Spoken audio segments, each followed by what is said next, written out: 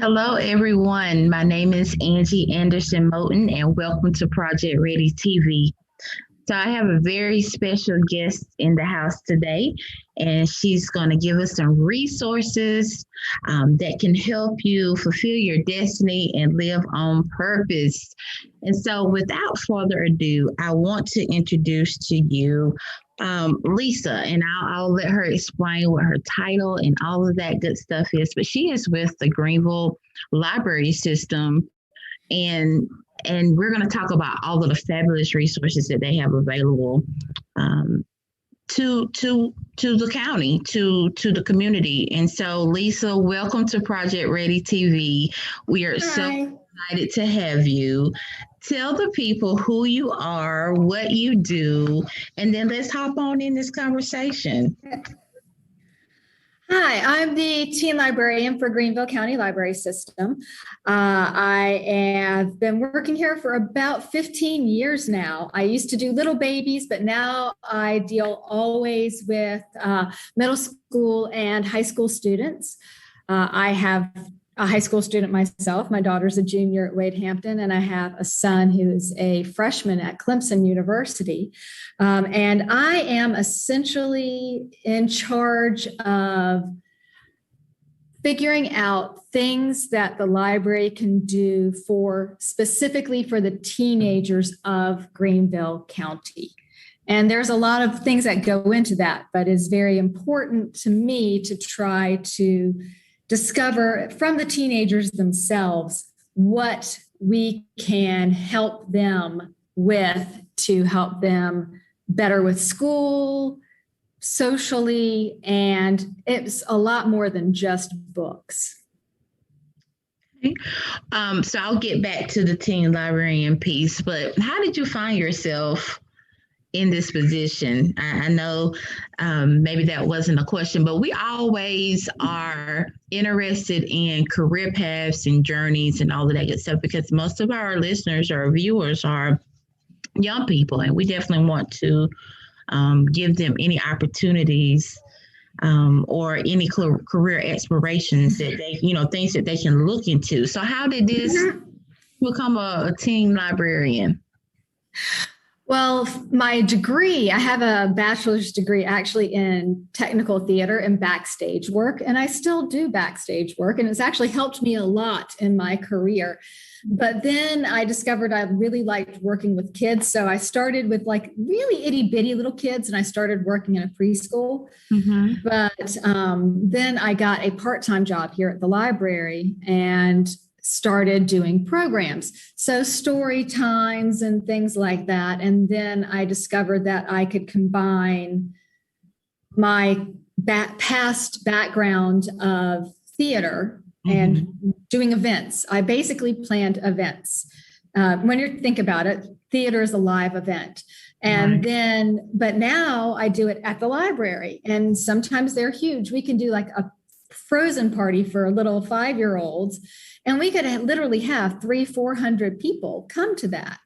So, and then I went back to school and got my graduate degree from University of South Carolina. And it was great because I was able to do it all online and stay in Greenville. And so then this position opened up, and I was already working with the youth, but then I was able to transition after I graduated into this position where I get to work with the older kids, which is a whole different type of work. And I think it's incredibly important because being a teen librarian has only been something that really started about 15 years ago, specifically for this age group. And it's really exciting to see how it's changed and evolved over time. Right. Well, awesome. Good deal. So as you have grown into, this position and with your challenges or your successes, so there's many different opportunities that you present to the teenagers. So what about volunteer opportunities, whether it's for them or for, adults? Or tell us a little bit about the opportunities that you have for volunteers, even over the course of just adapting to, COVID and how that's looked. So talk a little bit about that. So we're lucky in that we have a volunteer coordinator. Her name is Amy Pecht, and she and I have worked together quite a bit because one of the things we found that so many of the teenagers need is to fulfill volunteer hours. Mm-hmm. And we have tried to not just do it where they're helping the community, helping at the library, but also we have found other opportunities where we can provide a safe space for them to come and do things that are for other parts of the community. So before COVID, we would do things where we would have the kids come once a month, and we'd have about 30 or 40 kids here, and we would be doing all kinds of things for the library. But I had just started right before COVID hit, doing things like making dog toys that we donated to the local animal shelter, Animal Care, which is right down near here, and writing letters to Army service members who are deployed at Christmas time, or creating artwork that they can display here at the library. I want to provide volunteer opportunities that would appeal to a broad range of people. Some of the things that we do are very boring. It's, stamping books or stuffing envelopes. But some kids don't want to have to think very hard when they're doing volunteer work. Some stuff is more creative, like writing a letter or writing something for some time. And a lot of times I have it where literally they are creating art, painting, drawing, things like that, so that they can express themselves in multiple different ways in a way that's going to be comfortable for them to do. We still have some volunteer opportunities right now, not as much, and you have to contact us directly, and we will work with you to come in and do things because things are opening up more and more as more and more people get vaccinated.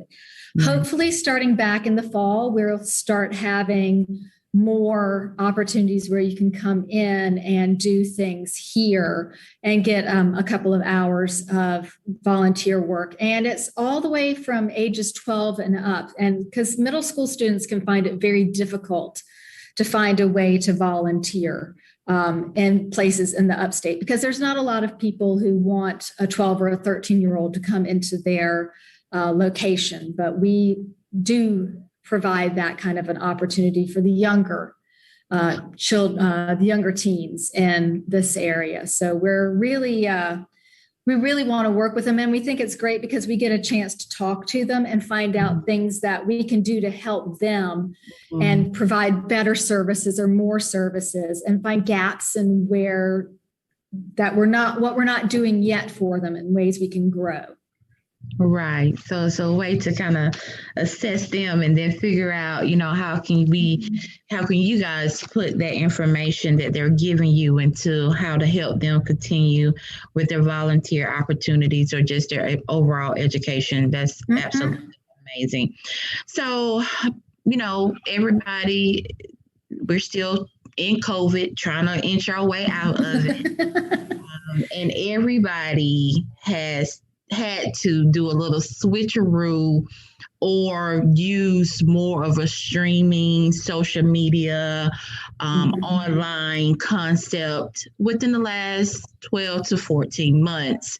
Talk a little bit about your streaming services and your online tutoring.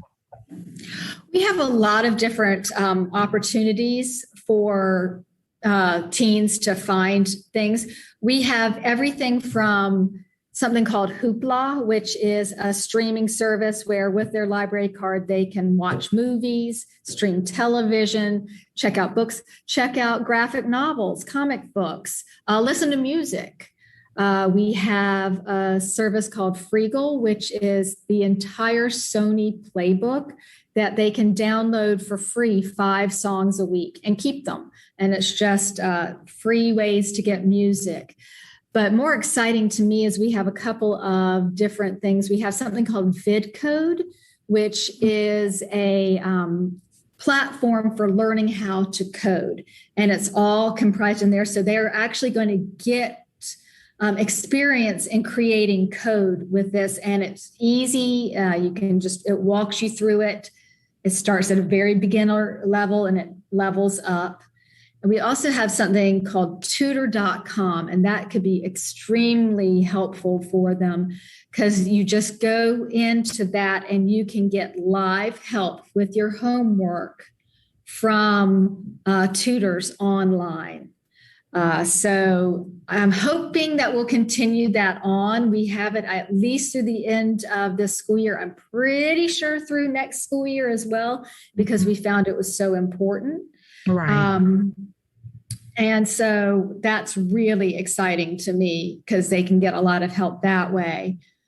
And we also have something new. Well, it's not new. It used to be called lynda.com. It's now called LinkedIn Learning. It just changed names like a couple of days ago. And it is a platform that you can sign in and create an account, and you can learn just about any kind of technology. There are classes, video classes on Photoshop, video editing, sound editing, coding, anything that has a technological aspect to it, you can learn from there, including things like Word and database things and stuff like that. So it's really a great resource for them if they are at all interested in learning things that are technologically based. And if they need help, because some kids are in high school taking things like graphic design or things like that. So it's a really great free resource. And some of them are like 30 hours worth, and you can get a lot of information. So it's really, really awesome. We're very excited about having it. That sounds amazing. And it's so many people that's starting to, be interested in technology more than what we, typically see. There's so much to the world of technology. It's so wide and so broad. So that's an amazing resource that you just gave us. So I have a question about library cards. Are you, if I did not have a library card, can I sign up online, or do I have to actually come to one of the branches? So we have a way for a parent to sign up online and get their own and do it that way, and can get a temporary card that will last for, I believe, 30 days. And then you need to turn it into a card at an actual branch. Okay. If a student wanted to get a card, they will need to come into a branch and get bring their parents with them. Cards are completely free. It costs nothing. Okay. But they need to bring a parent proof of address. So it can be almost anything, a bill. It can be your report card. It can be anything that has your address printed on it, the current address, and they will need a picture ID. The parent will need a picture ID of some form. It doesn't have to be, it can be a driver's license. It's easiest when it's a driver's license, but it doesn't have to be a driver's license, because we have a lot of students who need to use like consular, matricular, different cards. So we'll accept just about anything as long as we have the picture ID and a proof of address. Okay, awesome. So share with us any upcoming events that you might have going on that you think the community needs to know about. So right now we're doing a lot of stuff online. So like right now I've been doing a whole series of basically, how can you cook for yourself without using a stove? So I have a whole line online of things like that, and that will continue on through the summer. We have a whole slew of things coming up for summer reading, where you can sign up for summer reading and win prizes with that, and just by reading a little bit.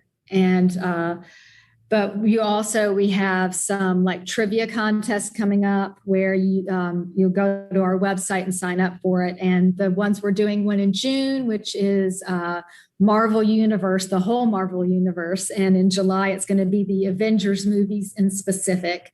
We have a few live in-person events that are going to be outside. Like we're going to have an international food tasting. It's going to be a little bit of a competition again, where they're going to try to guess where these foods are from. And that's going to be at Five Forks Library and at Greer. And we'll be doing a lot of things online and some craft things that they can sign up for online and come to the library and pick up a little packet of all the things they need to do the craft. And so then they'll be able to watch a video that I created and learn how to make whatever it is.